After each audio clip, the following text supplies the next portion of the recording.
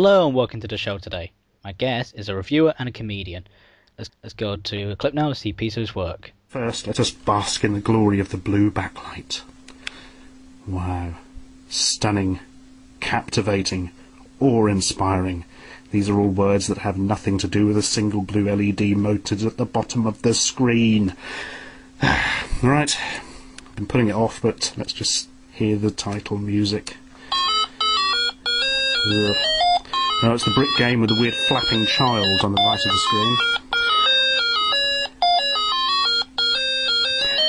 screen. Well, we've all seen these. They've got crap versions of Tetris and Frogger and some racing car game that doesn't work properly. Forget it.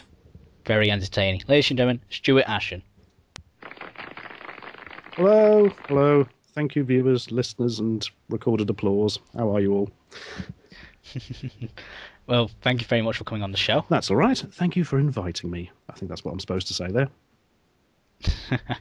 Yeah, pretty much. Okay, first things first, of course. What got you into reviewing?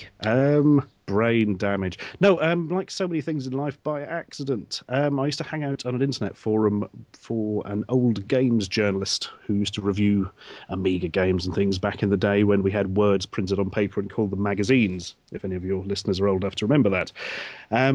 And somebody, I think it might have been him actually, came up with this link to an eBay thing and said, my goodness, look at this. It looks like a PSP, but is in fact a completely fake piece of tut. And I got kind of obsessed by it. I thought, I'm actually going to buy that if it's under a £5. So I did, and I got it, and I thought, I've bought it now. Now what do I do with it? I know, I'll make a small video just to sort of show it off to the 15 people or so on the forum. Yet somehow, I don't know if it was one of the people there, leaked it to Beta, the big old online newsletter, and it went a bit sort of pseudo-viral from there. At which point I magically discovered that I'd completely forgotten to actually put my name on it, or my website, or who I was, or in fact anything that links it back to me. Because of course I only thought like 15 people would see it. And as a result, I sort of woke up 2 days later to discover about 1,000 different people on the internet claiming they made it. That kind of spurred me into doing another one, just to prove I'd done the first. So I had like an intro to camera at the start, so it was obviously me. Still forgot to put my website at the end, but that's pure idiocy. And people liked that one even more. I thought, well, I'll try doing a third, but I think the joke would have run fairly thin by then. But no, the third one was more popular still, and it's just been snowballing like that over the years, really. Now, with the reviews that you do, where you're reviewing all this, well, tat, basically, what's like the biggest problem when reviewing such things? Ooh, problem number one, relatively minor, but when it hits, it's very severe, is that they often don't work properly. Or they have a bizarre way of activating them. It's very complicated. And you'll just forget when you're making stuff up to camera. And suddenly you're like, oh, and this bit, oh, look at this. And oh, I can't remember how it works. Or it's suddenly switched off or something. I think twice I've had to completely cancel reviews because the devices just broke when I was testing them. And, you know, by the time it came to putting the camcorder out, they were as dead as a doornail. And the other problem is sometimes it's very hard to keep going. So I do everything improvised. So everything's just sort of off the cuff and you just have to keep going, keep going, keep going.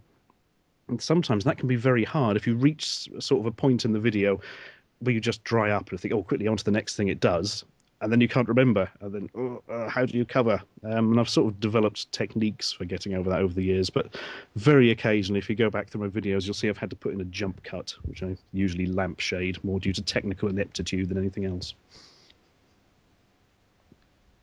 Now, you review like all this like electrical stuff, and you also review like figurines and stuff, basically all fake stuff. I mean, what do you prefer to review the most? Is it electrical or like non-electrical? Fair question. I think possibly non-electrical at the moment, at least, because it's easier. There's nothing to go wrong with them. There's not that many functions. You can just point out that it looks like a mutant version of G.I. Joe or whatever, and then just riff off the appearance and how it's broken in your hand already. Whereas with the electrical stuff, you have to get into a lot more detail, and you face the problems of them potentially not working and things. But overall, I like to review something new, really, which is often why I go off at these bizarre tangents. Something new and something cheap are my favourite things. Now, you also, along with your reviews, you also got a little series going on the part on the BBC website called BBC Comedy. How did that happened? Did someone approach you, or did you apply for it? No, I was approached by an independent production company, Hat-Trick Productions. They said, this is years ago now, they were doing some sort of internet-y stuff and were contacting sort of the high-level comedians on YouTube and had somehow accidentally contacted me. And as a result, we sort of had a meeting and said, well, what could we do? This, that, and the other ideas, blah, blah, blah.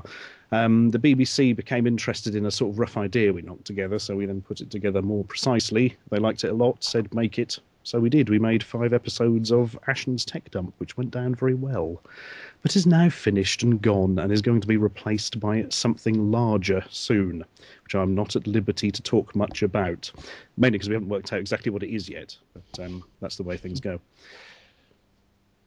Fair enough, fair enough. Now, you've done like crossovers with a few other reviewers as well, like Guru Larry and Wes. I mean, how did you guys meet? Let me think. Larry, Wes I met through Larry, and Larry, I think many moons ago, emailed my YouTube channel messagey thing and said, oh, sub for sub or something like that. And I said, no, because I hate sub for subs. And he went, oh, fair enough then. Then he came back about something else. And then inexplicably, we became friends. So me rudely dismissing him somehow led to a friendship. I don't really know how that worked, actually, in hindsight. Perhaps he has a better memory of this than me. But yeah, we've done various crossovers in the years. We've got another one going up tomorrow, in fact. One of the Christmas videos he did. So you can... Oh, very neat. You can look forward to that in merely a few of your Earth hours. Hooray. Now, speaking of future events and whatnot, what can we, the fans, expect from you in the future? Well, the quick answer is more of the same and some different stuff as well. There, how feeble is that? Yeah, the fans always want to see exactly the same thing, but if you give them exactly the same thing, they don't like it. So you have to have this kind of similar stuff but slightly changed going on. But I'm also moving into a couple of other avenues. I'm doing some more, or a sort of slightly different vein of videos, and these have been in the offing for ages, and they're now coming together, where it's going to be quite tightly scripted and very short. So basically the complete bloody opposite of what I'm doing on my YouTube channel at the moment, but about vaguely similar gadgety things. That's partially to more sort of appeal to mainstream people, like the people who commission TV channels and stuff, because it's very, very hard to say, hey, this guy is quite funny and he's really big on YouTube. Now watch this 20-minute rambling video of him talking like a prat over a broken toy. It doesn't go down very well. So this is going to be more sort of focused, but I'm quite looking forward to it because it's something I haven't done for so long, something short and tight, and it's going to be quite enjoyable, I think. Also, there'll be more terrible old games you've probably never heard of, because I really like doing those, despite the fact they're a hideous amount of work. I'm going to do something else game-related as well, about non-rubbish games, but I haven't thought that one through properly yet. And, yeah, we've got whatever Ashen's Tech Dump turns into. We're currently calling it Ashen's Tech Palace, but I can't see that title sticking.